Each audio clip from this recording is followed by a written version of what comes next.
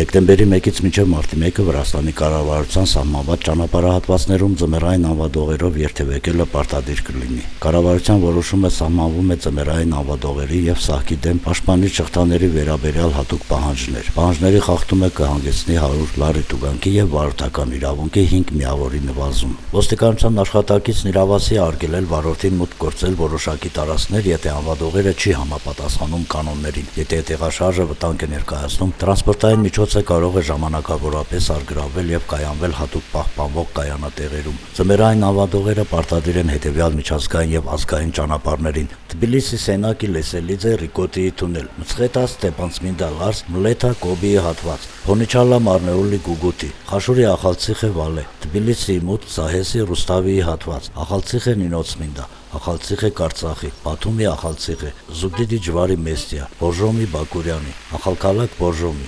Ժինվալի-Բարիսախո-Շատիլի, Գոդա-Փարսխնիցի-Մանգլիսի, Ցալկա-Նինոցմինդա, Վազյանի-Գոմբորի-Թելավի, Սանոլե-Թելավի, Չոխատաուրի-Բախմարու, Բակուրյանի-Դիդվելի, Թբիլիսի-Գլդանի-Թիանեթի։